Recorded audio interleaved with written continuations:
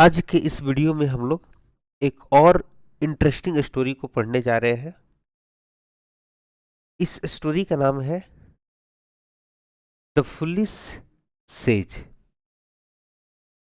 Foolish का मतलब हो गया मूर्ख, और सेज का मतलब हो गया जिसे हम लोग हिंदी में साधु या महात्मा कहते हैं।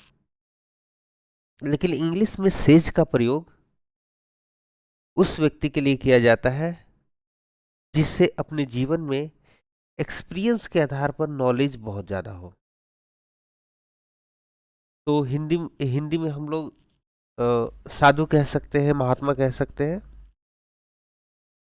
इंग्लिश में सेज का प्रयोग उन्हीं के लिए करें जो बहुत बुद्धिमान हो, जो ज्ञानवान हो, जिन जिनका अपने जीवन को लेकर के बहुत ही ज्यादा एक्सपीरियंस के आधार पर जिन्होंने नॉलेज गेन किया हो, उसके लिए सेज का प्रयोग करें। ठीक है, तो ये तो हो गया हमारे चैप्टर का, स्टोरी का नाम। अब जरा हम लोग स्टोरी को पढ़ना शुरू करते हैं। The foolish sage. Once upon a time. और ये तो हम लोग पहले भी स्टोरी में बार बार सुन चुके हैं। वंस अपॉन अ टाइम यानी कि एक समय की बात है या एक बार की बात है।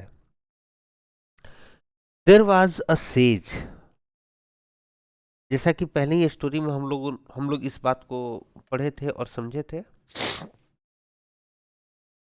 कि देयर का प्रयोग जो है वो इंट्रोडक्टरी सब्जेक्ट के रूप में किया जाता है। इट का भी प्रयोग इंट्रोडक्टरी सब्जेक्ट के रूप में किया जाता है। और एक छोटी सी बात आप लोग को उस वीडियो में मैंने बताई थी कि जो देयर है या फिर इट है, ये इंट्रोडक्टरी सब्जेक्ट के रूप में तब प्रयोग किया जाता है जब सेंटेंस में ऐसा लगे कि कोई एक्शन तो हो ही नहीं रहा है। तो जब ऐसी स्थिति हो तो हम लोग इंट्रोडक्टरी सब्जेक्ट के रूप में देयर या इट का प्रयोग कर देते हैं। देयर वाज अ सेज यानी कि एक साधु था, एक महात्मा था। अब यहां तक कि अगर हम लोग बात करें तो वास्तव में तो कोई एक्शन हुआ नहीं, और इस सेंटेंस के सब्जेक्ट के रूप में हमारा देयर आ गया।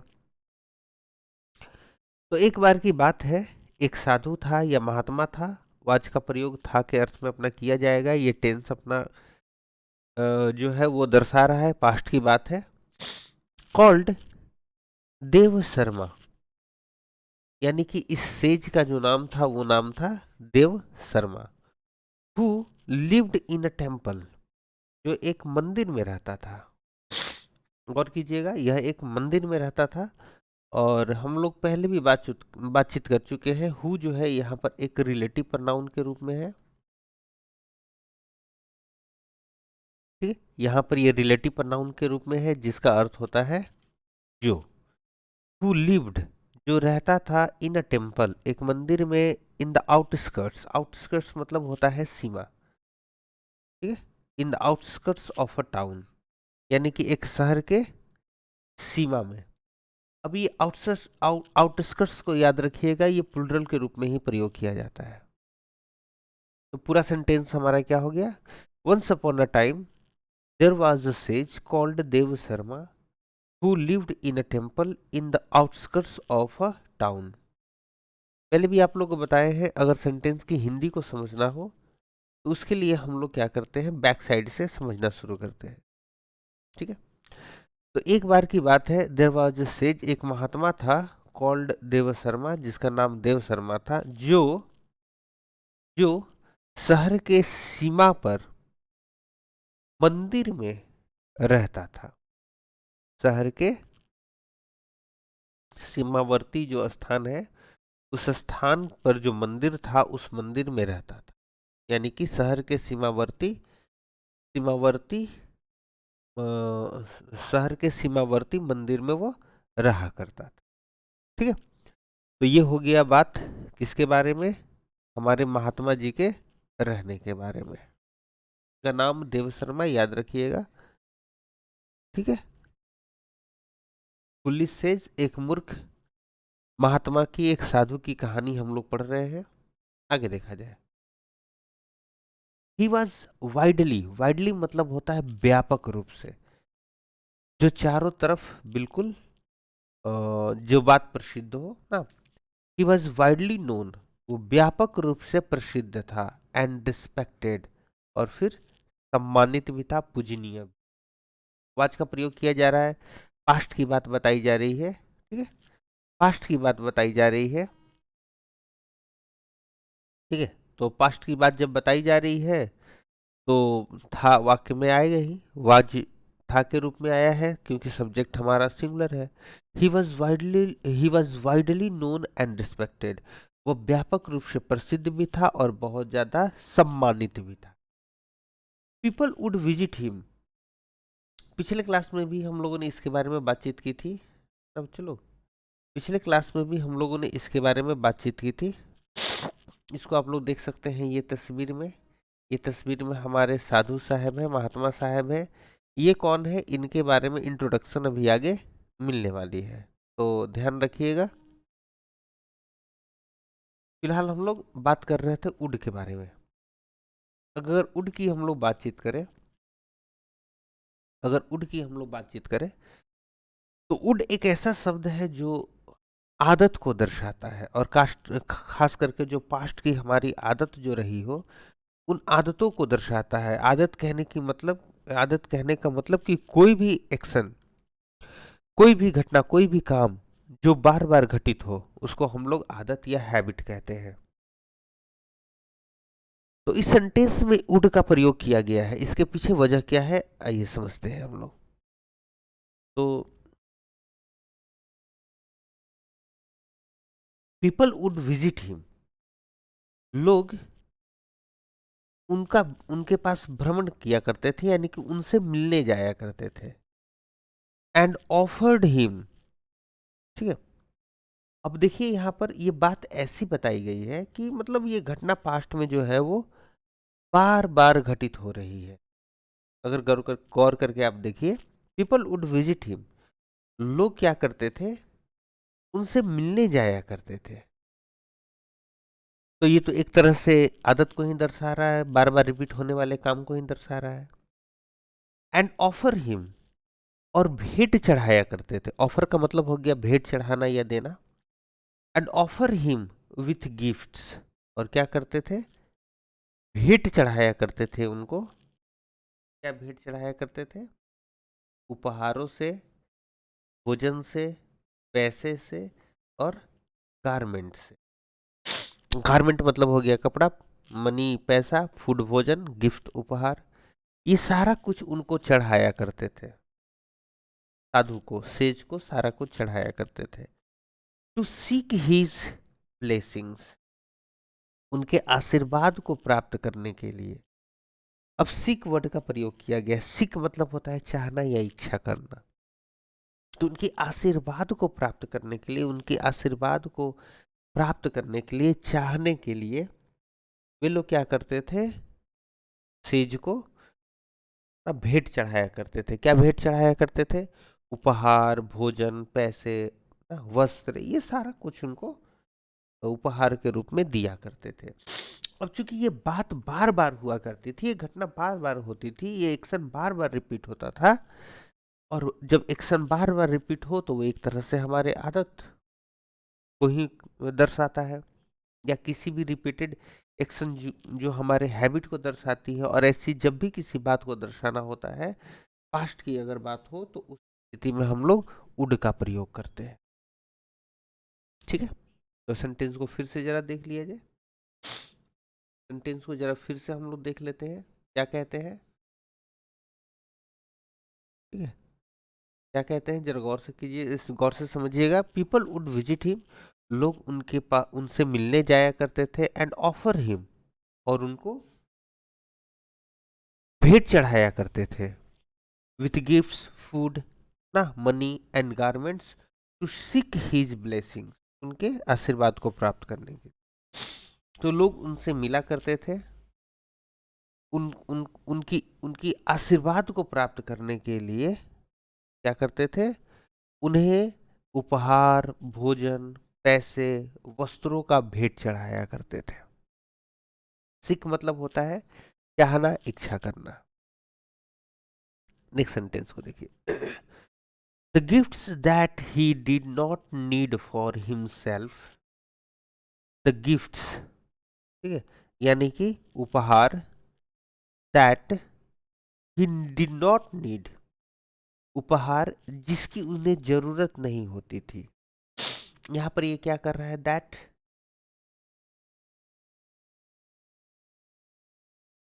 गिफ्ट जो नाउन प्रयोग किया गया है उस गिफ्ट नाउन को ये रिलेट करने का काम कर रहा है, यानी कि रिलेटिव प्रोनाउन के रूप में यहां पर आया हुआ है। द गिफ्ट यानी कि वे सब, द गिफ्ट्स वे उपहार, that he did not need for जिसकी उन्हें आवश्यकता नहीं होती, नीड मतलब आवश्यकता होना, फॉर हिमसेल्फ यानी कि स्वयं के लिए, यानी कि जिन उपहारों का उसे स्वयं के लिए कोई आवश्यकता नहीं होती थी, ही वुड सेल ऑफ,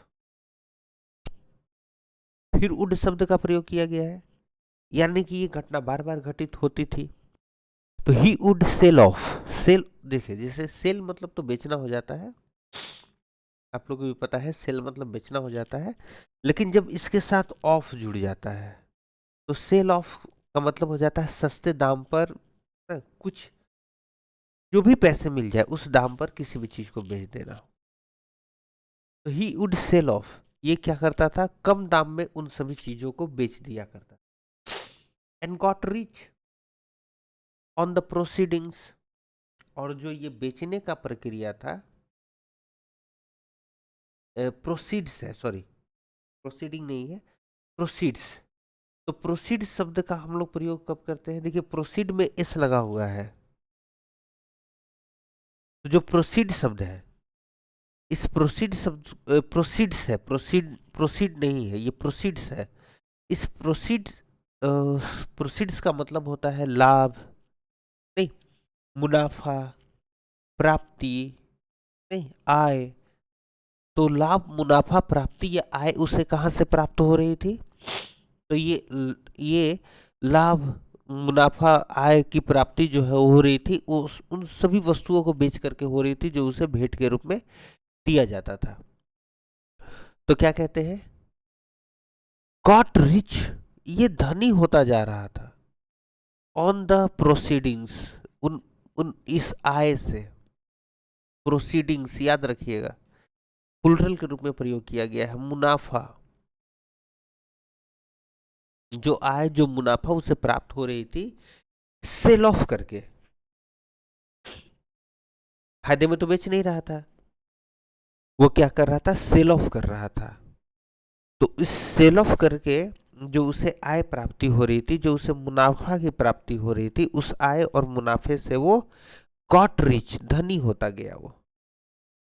बात यहां तक समझ में आई, he would sell off and got rich on the proceeds, वो उन्हें जो भी दाम मिलता उस दाम में बेच देता, कम दाम में बेच देता, और इस आय से, इस मुनाफे से वो धनी हो गया, बेच देता था, ठीक है।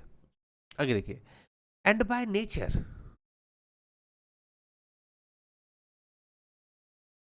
And by nature he trusted nobody, अब यह नेचर का मतलब प्राकृत, लेकिन प्राकृत किसकी, उसकी, यानी कि साधु की, तो यहां पर वास्तव में देखा जाए तो ये स्वभाव को दर्शा रहा है, एंड बाय नेचर, और स्वभाव से ही ट्रस्टेड नोबडी, वो किसी पर भी विश्वास नहीं करता था, भले ही महात्मा था, साधु था, लेकिन उसको विश्वास किसी भी व्यक्ति पर नहीं थी, नहीं, जो लोग उसे चढ़ावा चढ़ाते थे या जो लोग उस पर विश्वास करते थे, वो साधु जो था वो किसी पर विश्वास नहीं करता था,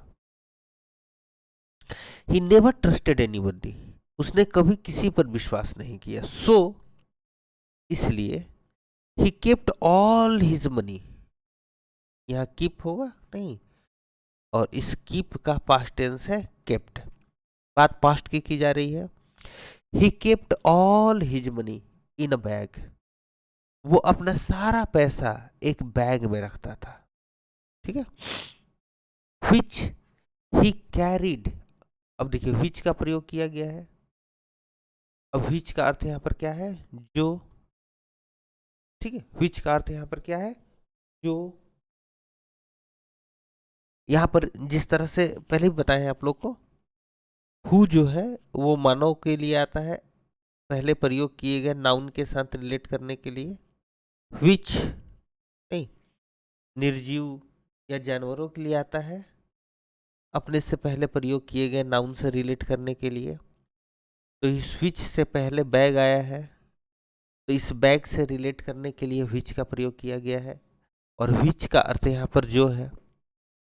सो he kept all his money in a bag, इसलिए वो सारा पैसा एक बैग में रखता था। Which he carried under his arm all the time, ठीक है, जिस बैग को वो क्या करता था, हर समय अपने बाह के अंदर, नहीं अंडर हिज आर्म, अपने बाह के अंदर, ही कैरिड वो ढोता रहता था। कैरी, कैरी मतलब होता है ढोना, ठीक है, कैरी। लेकिन चूंकि इसे पास्ट में बनाया गया है तो वर्ब का फॉर्म तो चेंज करना है, तो वाई को आई में बदल करके ईडी लगा दिया गया है, कैरिड हो गया। ही carried under his arm all the time, सब समय वो उसे अपने बाह के नीचे दबाए रहता था और ढोते रहता था। He would not part with the bag. अब देखिए, एक बार बार बताते हैं आप लोगों को, और पिछले क्लास में भी बताए हैं, पिछले वाले कहानी में भी इस बात को बताए हैं, फिर से दोहरा दे रहे हैं। हो सकता है कोई स्टूडेंट पहली बार इस कहानी को पढ़ रहा हो ना। तो जब भी किसी सिंगुलर काउंटेबल नाउन का प्रयोग सेंटेंस में पहली बार किया जाता है, यानी कि सिंगुलर काउंटेबल नाउन का जब पहली बार ना इंट्रोडक्शन कराया जाता है, पहचान कराया जाता है, तो उसके पहले ए या एन आवश्यकता अनुसार प्रयोग किया जाता है। लेकिन जब वही नाउन दोबारा सेंटेंस में आता है, या उस पैराग्राफ में या उस स्टोरी में या कहे जाने वाली बात में जब दोबारा आता है, तो उसी के पहले फिर द का प्रयोग किया जाता है।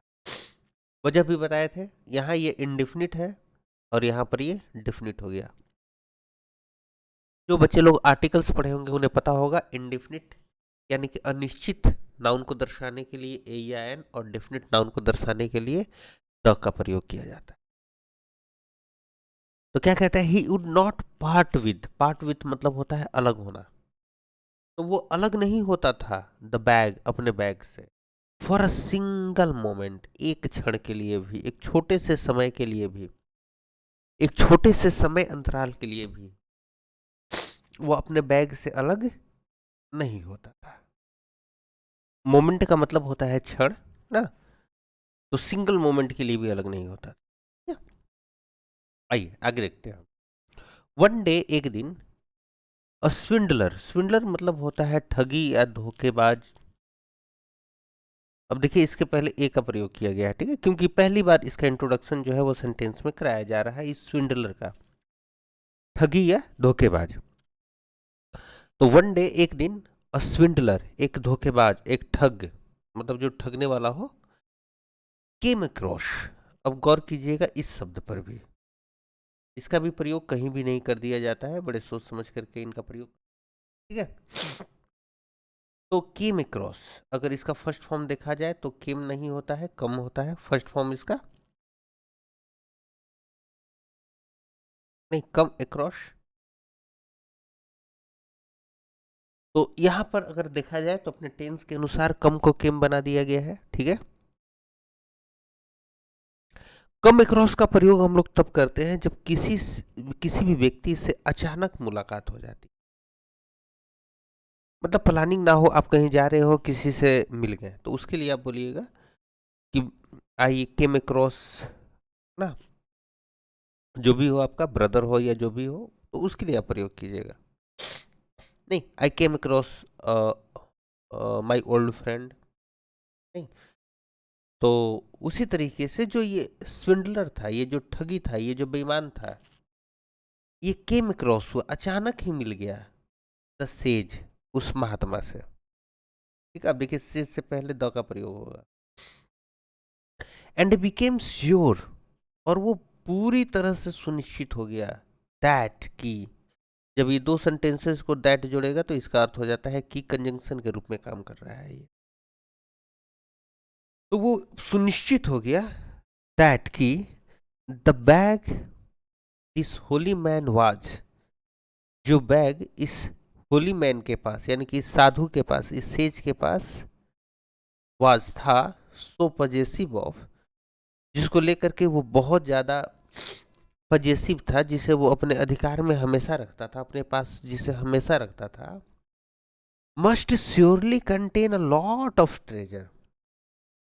मस्ट का प्रयोग जब अवश्य के अर्थ में करना हो, मस्ट श्योरली नहीं, निश्चित ही रूप से, अवश्य, श्योरली होना चाहिए, कंटेन निहित होना चाहिए, a lot of treasure.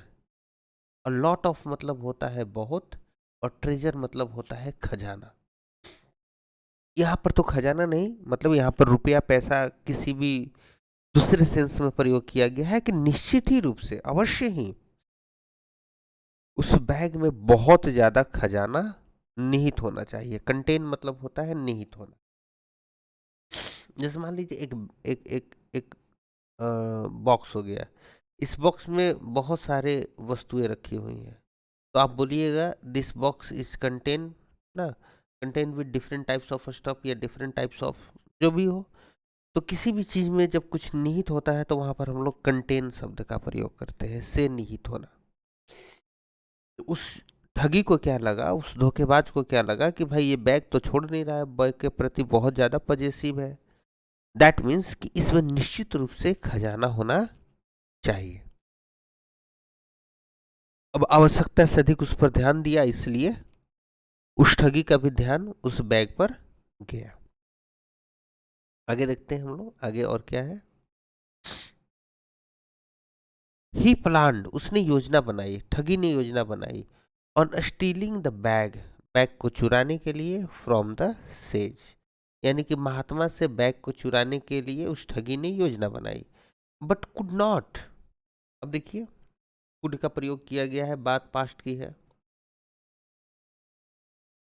But could not think of a way, लेकिन वो कोई तरीका नहीं सोच पाया, टू डू सो, ऐसा करने के, उसे कोई तरीका नजर नहीं आया कि कैसे बैग को ले लिया जाए। ही थॉट, उसने सोचा, थिंक का पास्ट फॉर्म थॉट, उसने सोचा, I can not make a hole in the temple wall, मंदिर के दीवार में तो मैं छेद नहीं कर सकता हूं, और jump over the high gates, और ना ही ऊंचे गेट को कूद करके फान करके भाग सकता हूं, but I can charm him, कहता है कि आई कैन चार्म, आकर्षित करना, चार्म मतलब आई कैन चार्म हिम, मैं साधु को आकर्षित कर सकता हूँ, विथ स्वीट वर्ड्स, मीठे मीठे शब्दों से साधु को आकर्षित कर सकता हूँ।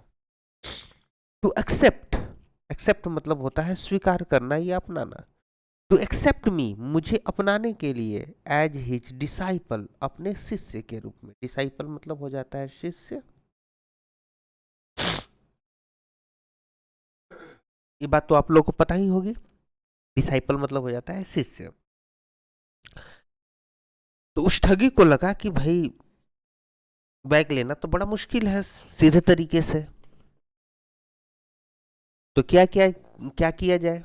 तो उसे समझ में आया कि भाई मीठे मीठे बातों से इस साधु को फंसा करके इसका शिष्य बन जाना ही सबसे समझदारी की बात होगी, सबसे समझदारी का काम होगा। नहीं, मीठी मीठी बातों में फंसा करके उसका बन जाओ शिष्य। चलिए आगे बढ़ते हैं हम लोग। अब देख सकते हैं यहाँ पर हाँ, इसमें आप लोग देखिए, ये रहा वो ठगी और ये हमारे साधु महात्मा जी। ठीक है, कोई दिक्कत नहीं, आइए आगे बढ़ते हैं।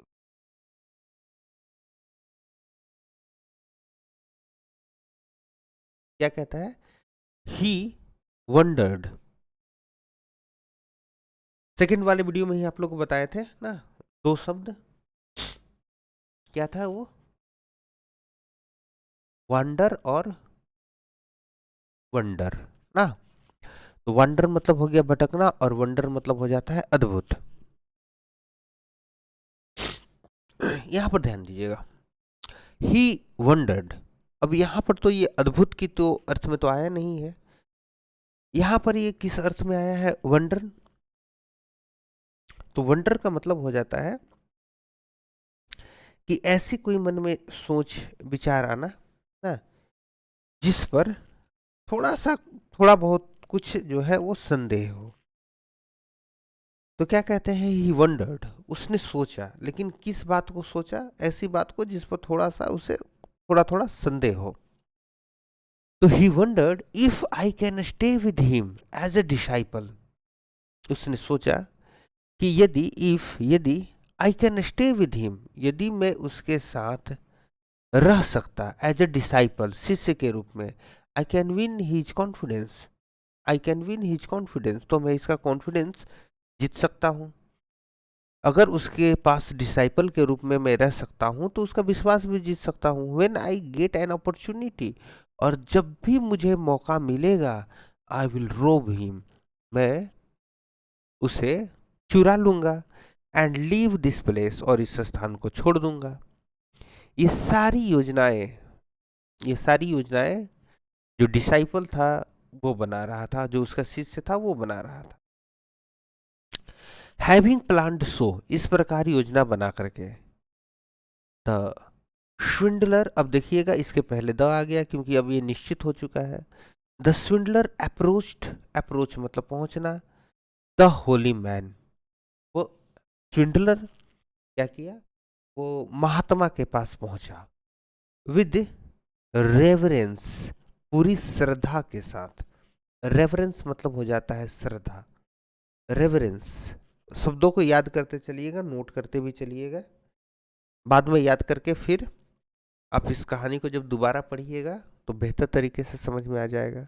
नहीं, विद रेवरेंस तो श्रद्धा के साथ पहुंचा, ओम नमः शिवाय, आई बो before Lord Shiva.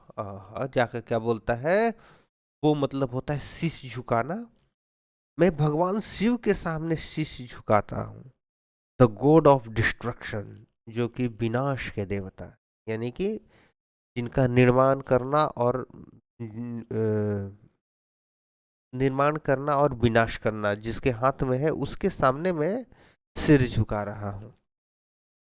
With these words, इन शब्दों के साथ, मतलब ये शब्द कहते कहते, he fell on the sage's feet, वो महात्मा के चरण पर गिर गया, एंड सेड, और कहा, ओह गुरुजी, प्लीज गाइड मी, ओ गुरुजी कृपया करके मेरा मार्गदर्शन कीजिए। गाइड, मार्गदर्शन करना, मार्गदर्शन कीजिए, to the right path of life, जीवन के सच्चे राह, नहीं, जीवन के सच्चे राह का मार्गदर्शन कीजिए। I am fed up with life, fed up मतलब होता है उब जाना, I am fed up with life, मैं जीवन से उब गया हूँ, and wanted to seek peace, और मैं क्या चाहता हूँ, वांट मतलब चाहना, और मैं क्या चाहता हूँ, टू सीक पीस, शांति चाहता हूँ। शिक मतलब होता है चाहना, इच्छा करना, तो मैं शांति चाहता हूं। नहीं, ये थे मीठे मीठे शब्द किसके? बिल्कुल सही बोले आप लोग, ये है मीठे मीठे शब्द उस व्यक्ति के जो लुटने का प्लान बना रहा है। The says kindly replied, kindly मतलब दयापूर्वक, रिप्लाई जवाब देना, आप लोग जानते हैं बच्चे लोग, नहीं, इस स्पेलिंग का आप लोग प्रयोग करते हैं, लेकिन टेंस के अनुसार वाई का एम बदल करके ईडी लगा दिया गया है। The says kindly replied, says जो है दयापूर्वक रिप्लाई करता है, उत्तर देता है। क्या उत्तर देता है? My son, I will surely guide you, मेरे पुत्र, मैं निश्चित रूप से तुम्हें मार्गदर्शन दूंगा। यू आर ब्लेस्ड, ब्लेस्ड मतलब होता है भाग्यवान, किस्मत वाला, भाग्यशाली।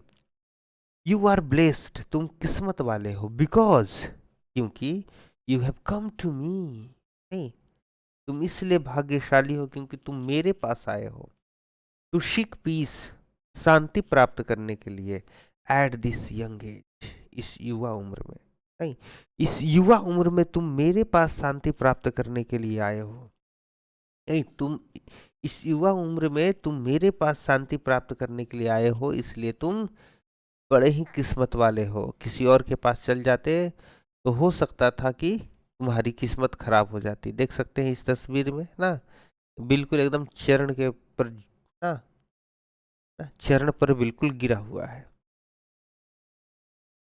This was the opportunity the swindler was seeking. यही तो वो ना, यही तो वो अवसर थी, द स्विंडलर वॉज सीकिंग, जो स्विंडलर ढूंढ रहा था। सारे वर्ड्स पहले बताए हुए हैं, आराम से समझ में आती जा रही होगी। चलिए आगे बढ़ते हैं। एंड ही एट वंस, और वह एक पर एक, एट वंस मतलब एक पर एक, touch the feet of the sage, नहीं, वह सेज के चरण को छूता है, फॉर ब्लेसिंग्स, आशीर्वाद के लिए। O guru ji, please accept me as your disciple. O guru ji, कृपया करके मुझे अपने, एज मतलब के रूप में, अपने शिष्य के रूप में स्वीकार कीजिए।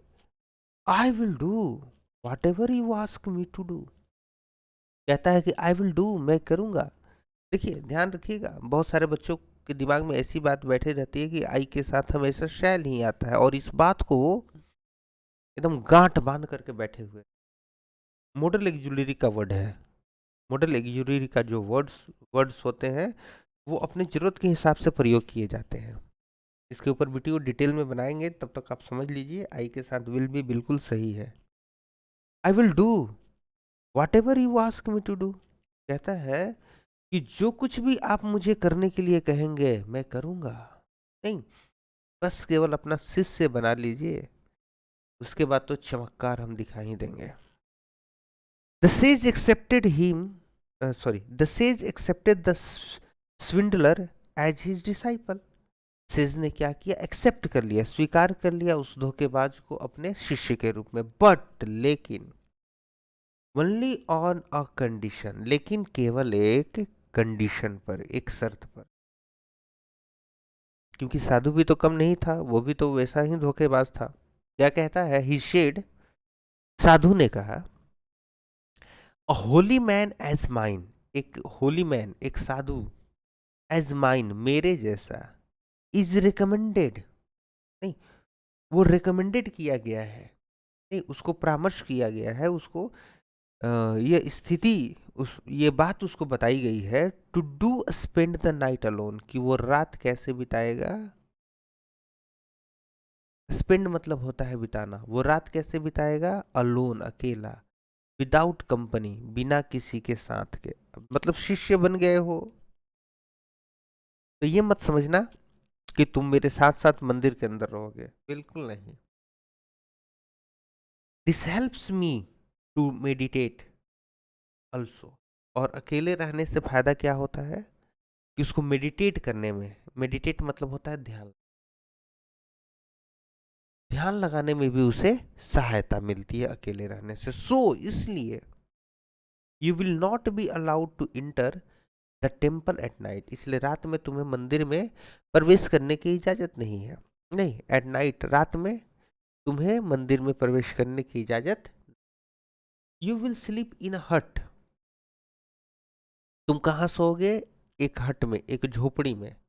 Eight the gate of the temple, temple के दरवाजे के पास जो झोपड़ी है उस झोपड़ी में सोना है। नहीं, शिष्य बन गए हो तो सिर पर नहीं चढ़ना है। स्विंडलर एग्रीड, ना, स्विंडलर बिल्कुल एग्रीड हो गया, भाई किसी भी तरह से उसको शिष्य बनना था। नहीं, अब शिष्य बन गया और शिष्य के रूप में स्वीकार कर लिया गया, तो शुरू में तो जो बातें कही जा रही है वो मान रहा है। आई शैल विलिंगली सर्व यू, मैं अपने बिल्कुल इच्छा से सर्व करूंगा। अब देखिए बाबू लोग, आई के साथ विल और आई के साथ शैल, नहीं, यहाँ पर आई के साथ शैल आ गया। तो आई के साथ जब विल आता है तो वो दृढ़ इच्छा को दर्शाता है, आई के साथ जब विल आता है तो दृढ़ इच्छा को दर्शाता है, और आई के साथ जब शैल आता है तो ये दृढ़ इच्छा को नहीं दर्शाता है, ये सामान्य सी बात को दर्शाता है। तो जब आई के साथ विल का प्रयोग कर रहा है तो वो पूरी दृढ़ इच्छा दर्शाना चाहता है कि बिल्कुल ऐसा ही होगा। जब आई के साथ शैल का प्रयोग कर रहा तो भाई करेंगे नहीं भी करेंगे, दोनों बात को दर्शा दे रहा है ना। I will willingly serve your wishes, मैं इच्छा से आपकी, मैं अपनी इच्छा से, इच्छा पूर्वक आपकी इच्छाओं का सेवा करूंगा। इन एवरी वे, हर तरह से। That you ask me to do, जैसे आप मुझे करने के लिए कहेंगे। जैसा आप कहें बिल्कुल मैं वैसा करूंगा। आइए जरा आगे देखते हैं। ठीक है। इन इवनिंग, शाम के समय, द सेज इनिशिएटेड, इनिशिएट करना मतलब आरंभ करना। The sage initiated the rituals, rituals मतलब होता है वो सारी परंपराएं, उस तरीकों का शुरुआत किया। एंड फॉर्मली, और बिल्कुल औपचारिक तरीके से, टुक द स्विंडलर, नहीं took the swindler as his disciple, और अब स्विंडलर को अपने डिसाइपल के रूप में स्वीकार कर लिया। पूरे क्रिया मतलब पूरे जो प्रोसेस था उस प्रोसेस के साथ। द स्विंडलर इन रिटर्न, और स्विंडलर जो था इसके बदले में, प्रूव्ड हिमसेल्फ, अपने आप को साबित किया, एन ओबीडियंट डिसाइपल, आज्ञाकारी डिसाइपल के रूप में। डिसाइपल कहने का मतलब शिष्य के रूप में। ही मसाज्ड हिज हैंड्स एंड फीट, वो उसके हाथों और पैरों का मसाज करता। वॉश हिज फीट, उसके पैर को धोता। एंड हेल्प्ड हिम, और उसकी सहायता करता। विथ ऑल द रिचुअल्स, सारे क्रियाक्रम में। along with cleaning the temples, temples को साफ करने के साथ साथ जितनी भी क्रिया थी उन सभी क्रियाओं में वो साधु का साथ देता। ऑल्दो, यद्यपि, the sage was happy with his disciple, says अपने शिष्य से खुश था, फिर भी, कॉमा आ गया है, ऑल्दो के साथ ये आता है, फिर भी, the swindler could not gain enough confidence, लेकिन फिर भी वो धोखेबाज पर्याप्त विश्वास नहीं प्राप्त कर पा रहा था। फॉर द सेज, सेज का, to part with his bag, कि वो अपने बैग से अलग हो जाए। व्हेन ही वॉज अराउंड, जब वो आसपास हो। नहीं, अगर वो धोखेबाज आसपास रहता था तो साधु जो है वो अपने बैग से अलग नहीं होता था। इतना विश्वास अभी तक वो नहीं प्राप्त कर पाया। एज डेज पास्ड बाय, जैसे जैसे दिन आगे बढ़ते गए, swindler started getting frustrated, frustrate मतलब होता है निराश होना। स्विंडलर जो है वो धीरे धीरे निराश होने लगा। फ्रस्ट्रेट याद रखिएगा, जैसे आप लोग डिप्रेशन शब्द का प्रयोग करते हैं निराशा के लिए, नहीं, उसी तरह से फ्रस्ट्रेट भी होता है। He does not trust me enough, नहीं, धोखेबाज कहता है, स्विंडलर कहता है कि he does not trust me enough, वो मुझ पर पर्याप्त रूप से विश्वास नहीं करते हैं। To leave the bag with me, कि वो बैग मेरे साथ छोड़। I can gain I can gain access to the bag, कहता है कि मैं बैग के पास एक्सेस यानी कि पहुंच, मैं बैग के पास पहुंच तभी बना सकता हूँ, if I kill him with a knife, यदि मैं उसे चाकू से मार दूं, और फीड हिम विद पॉइजन, या फिर उसे जहर वाला खाना खिला दूं। पॉइजन मतलब होता है जहर। तभी जो है लग रहा है कि उस बैग के पास एक्सेस मिल पाएगा, नहीं तो फिर ये साधु बैग के इर्द गिर्द मुझे जाने नहीं दे रहा है। When he was thinking all this, जब वो इन सभी चीजों के बारे में सोच रहा था, उसके बाद जो है जब इन सभी चीजों के बारे में सोच रहा था, द स्विंडलर शॉ, स्विंडलर ने देखा, ये young boy visit the sage, एक युवा लड़का सेज से मिला। He was the son of, वह पुत्र था, one of the sage followers, says के अनुयायियों में से एक का वो पुत्र था। सेज फॉलोअर्स, फॉलोअर्स मतलब अनुयायी, अनुसरण करने वाला। ही इन्वाइटेड द सेज, वो सेज को आमंत्रित किया। O guru ji, I have come here personally, मैं यहाँ पर व्यक्तिगत रूप से आया हूँ। To invite you to our house, कि मैं आपको आमंत्रित कर सकूं अपने घर पर। For the ceremony of sacred thread, sacred thread का जो सेरेमनी है, जो समारोह है, उसके लिए मैं आपको क्या कर सकूं, आमंत्रित कर सकूं, जैसे जनेऊ वगैरह का जो काम होता है। प्लीज एक्सेप्ट द इनविटेशन, कृपया आमंत्रण स्वीकार करें। टू सेंटिफाई, पवित्र बनाने के लिए, द सेरेमनी, समारोह को, विथ योर काइंड परचेस, नहीं, अपनी उपस्थिति। तो क्या कहता है, अपनी उपस्थिति के द्वारा समारोह को पवित्र बनाने के लिए इस आमंत्रण को स्वीकार करें आप। अच्छा चलिए, बहुत बढ़िया, बस अब खत्म ही है। The sage accepted the invitation, sage ने आमंत्रण को स्वीकार कर लिया। And offer some time, sorry after some time, और कुछ समय बाद started off for the town, और टाउन के लिए वो प्रस्थान कर दिए। विद द स्विंडलर, अपने स्विंडलर के साथ। ऑन द वे, रास्ते में, दे केम अक्रॉस अ रिवर, वो एक नदी से मिले, यानी कि वो एक नदी के पास पहुंचे। वेयर द सेज थॉट, जहां पर सेज ने सोचा, ऑफ रिलीविंग हिमसेल्फ, कि वो अपने आप को थोड़ा भार मुक्त। रिलीव मतलब होता है भार मुक्त, नहीं, रिलीव मतलब होता है भार मुक्त करना, किसी भी भार से मुक्त करना। अब यहाँ पर भार मुक्त करने का मतलब है कि मल मूत्र, he folded the bag full of money, पैसे से भरा जो बैग था उसको उन्होंने क्या किया, फोल्ड किया। ठीक है, तो पैसे से भरा हुआ जो बैग था उसको उन्होंने फोल्ड किया इन हिज रोब, अपने रोब में। रोब कहने का मतलब होता है बच्चे लोग, जो वस्त्र ये पहनते हैं, साधु लपेटे हुए हो चाहे गेरुआ वस्त्र, उन सभी को रोब कहा जाता है। ठीक है, तो जो रोब वो पहने हुए थे उसी रोब में उन्होंने क्या किया, अपने पैसे वाले थैले को लपेट दिया। ही आस्क्ड हिज डिसाइपल, उन्होंने अपने शिष्य से कहा, to look after it. Phrasal verb होता है, लुक आफ्टर मतलब होता है देखभाल करना, कि तुम इसका देखभाल करो। माई चाइल्ड, मेरे बच्चे, लुक आफ्टर द रोब, रोब का देखभाल करो, अंटिल आई रिटर्न, जब तक मैं लौट नहीं आता हूँ। अब यहाँ एक बात बता देना चाहेंगे आप लोगों को, ठीक है, हालांकि वीडियो तो मेरे ख्याल से 40 मिनट से ज़्यादा का हो गया है। तो अंटिल मतलब होता है जब तक नहीं, ठीक है, जब तक नहीं। तो बाद वाले सेंटेंस में नॉट नहीं जुड़ा रहता है, लेकिन नहीं का हम लोग प्रयोग करते हैं, अंटिल आई रिटर्न, जब तक मैं नहीं लौटूं। ठीक है, जब तक मैं नहीं लौटूं, इस बात का ख्याल रखिएगा।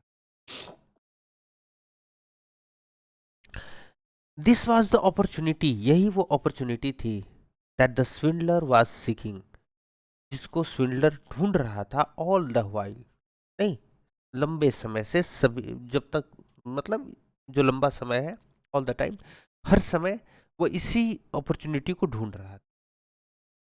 वाइल का प्रयोग जो है अलग अलग अर्थों में किया जाता है, हालांकि वीडियो लंबा हो जाएगा इसलिए वाइल का ज़्यादा हम यहाँ जिक्र नहीं कर रहे हैं, यहाँ पर फिलहाल ये नाउन के रूप में आया हुआ है। ठीक है, यही जो है वाइल एडवर्ब के रूप में भी आता है, कंजंक्शन के रूप में भी आता है। ठीक है, एज सुन एज, ज्यों ही, the sage went behind the bushes, जैसे ही सेज जो है वो बुशेस के पीछे गया, झाड़ियों के पीछे गया, वैसे ही, अब यहाँ देख लीजिए कॉमा है, वैसे ही, the swindler ran away, swindler जो है वो भाग गया, with the bag full of money, भरे हुए पूरे पैसे के साथ। वेन द सेज रिटर्न, जब सेज लौटा, he did not find the disciple, वो शिष्य को नहीं पाया अराउंड, वहां आसपास, बट फाउंड द रोब, लेकिन रोब वहीं पर था। बैगों से भरा हुआ पैसा नहीं था, लेकिन रोब वहां पर था। लेइंग ऑन द ग्राउंड, रोब जो था वो जमीन पर गिरा हुआ था। शॉक्ड एंड सक्सेस अनेक्शस, नहीं, अचंभित और चिंतित, he peered inside only to find the bag, वो उसके अंदर झांका, अपने रोब के अंदर झांका, बैग को ढूंढने के लिए, पैसे वाले बैग को ढूंढने के लिए। वाज गॉन, लेकिन वो पैसा जो था वो तो चला गया था। ये देखिए बेचारा बहुत उदास है। At once he knew what had happened, और फिर उसे समझ में आ गया कि भाई क्या घटित हुआ है। And began to shout, shout मतलब होता है चिल्लाना, और चिल्लाना उसने शुरू कर दिया। ओह वेयर आर यू, कहाँ हो तुम, यू रास्कल, तुम कमीने कहाँ हो, यू हैव रोब्ड मी, तुमने मुझे जो है वो लूट ली। अब देखिएगा एक स्पेलिंग, ROB, ये हो गया उसका पहना हुआ वस्त्र, और ये हो गया ROB, लूटना। जब इसका पास्ट टेंस बनता है तो ROBBED हो जाता है। ठीक है, इसका पास्ट टेंस बनेगा तो इसमें डी जुड़ जाएगा। ये दोनों में अंतर होता है, याद रखिएगा। The sage then started trailing, trail मतलब होता है पीछा करना, trailing the swindler's footsteps, जो उसके पद चिन्ह थे उसका पीछा करना उन्होंने शुरू किया। बट ही रीच्ड टाउन, और वह शहर पहुंच गए।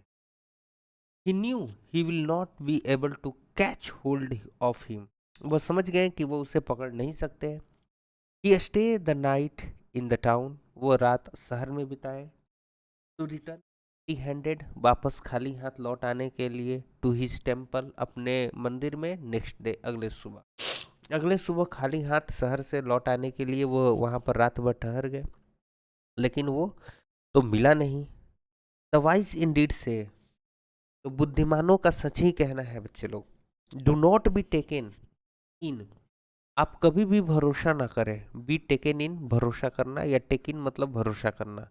Do not be taken in, कभी भी भरोसा ना करें, बाय द स्वीट वर्ड्स, मीठे मीठे शब्दों से, ऑफ अ स्विंडलर, किसी भी धोखेबाज के मीठे मीठे शब्दों पर कभी भी भरोसा ना करें। ठीक है। हालांकि वीडियो थोड़ी लंबी हो गई है, 46 मिनट्स की हो चुकी है, लेकिन घबराने की बात नहीं है। इंटरेस्टिंग लगेगी स्टोरी आप लोगों को। आप 2 या 3 बार जब भी पढ़े, वर्ड मीनिंग याद करके दोबारा पढ़े, जब भी पढ़े। ठीक है। तो वीडियो खत्म करने से पहले एक बार शुरू से लेकर लास्ट तक पढ़ देते हैं, ताकि आप लोग सुन करके वर्ड मीनिंग याद करके फिर इसको सुन करके खुद जो है इसको इंग्लिश में समझने की कोशिश करें आप लोग। तो चलिए ध्यान दीजिए बच्चों लोग ना, गौर से सुनिएगा और समझने की कोशिश कीजिएगा इंग्लिश को इंग्लिश में ही। Once upon a time there was a sage called Deva Sharma who lived in a temple in the outskirts of a town. He was widely known and respected. People would visit him and offer him with gifts, food, money, and garments to seek his blessings. The gifts that he did not need for himself, he would sell off and got rich on the proceeds. And by nature, he trusted nobody. He never trusted anybody, so he kept all his money in a bag which he carried under his arm all the time. He would not part with the bag for a single moment. One day, a swindler came across the sage, and he became sure that the bag this holy man was so possessive of must surely contain a lot of treasure. He planned on stealing the bag from the sage, but could not think of a way to do so. He thought, I cannot make a hole. I cannot make a hole in the temple wall or jump over the high gates, but I can charm him with sweet words to accept me as his disciple. He wondered, if I can stay with him as a disciple, I can win his confidence. When I get an opportunity, I will rob him and leave this place. Having planned so, the swindler approached the holy man with reverence. Om Namah Shivaya. I bow before Lord Shiva, the god of destruction. With these words, he fell on the sage's feet and said, O Guruji, please guide me to the right path of life. I'm fed up with life and want to seek peace. The sage kindly replied, My son, I will surely guide you. You are blessed because you have come to me to seek peace at this young age. This was the opportunity the swindler was seeking, and he at once touched the feet of the sage for blessings. O Guruji, please accept me as your disciple. I will do whatever you ask me to do. The sage accepted the swindler as his disciple, but only on a condition. He said, a holy man as me is recommended to spend the night alone without company. This helps me to meditate also. So you will not be allowed to enter the temple at night.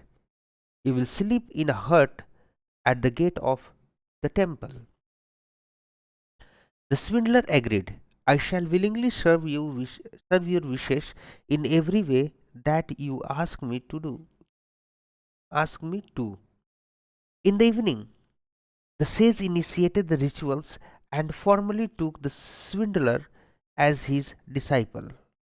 The swindler, in return, proved himself as obedient disciple. He massaged his hands and feet, washed his feet, and helped him with all the rituals along with cleaning the temple. Although the sage was happy with the disciple, the swindler could not gain enough confidence for the sage to part with his bag when he was around. As days passed by, the swindler started getting frustrated. He does not trust me enough to leave the bag with me. I can gain access to the bag if I kill him with a knife or feed him with poison. When he was thinking all this, the swindler saw a young boy visit the sage. He was the son of one of the sage's followers. He invited the sage, "Oh Guruji, I have come here personally to invite you to our house for the ceremony of sacred thread. Please accept the invitation to sanctify the ceremony with your kind presence." The sage accepted the invitation and after some time started off for the town with the swindler. On the way, they came across a river where the sage thought of relieving himself. He folded the bagful of money in his robe. He asked the disciple to look after it. "My child, look after the robe until I return." This was the opportunity that the swindler was seeking all the while. As soon as the sage went behind the bushes, the swindler ran away with the bag full of money. When the sage returned, he did not find the disciple around but found the robe laying on the ground. Shocked and anxious, he peered inside only to find his bag of money was gone. At once he knew what had happened and began to shout, "Oh, where are you, you rascal? You have robbed me." The sage then started trailing the swindler's footsteps, but he reached town. He knew he will not be able to catch hold of him. He stayed the night in town to return empty handed to his temple next morning. The wise indeed say, "Do not be taken in by the sweet words of a swindler." So this was the story of a very interesting sage. तो इसको पढ़ करके आप लोग समझिए। Words पर थोड़ा खास ध्यान दीजिएगा क्योंकि वर्ड्स जो है वो लैंग्वेज के लिए बहुत ज़्यादा इंपॉर्टेंट होते हैं। Without words you cannot you cannot speak a good English. तो अच्छे से ध्यान दीजिए, समझिए। फिर एक इंटरेस्टिंग स्टोरी के साथ नेक्स्ट वीडियो में हम लोग मिलेंगे।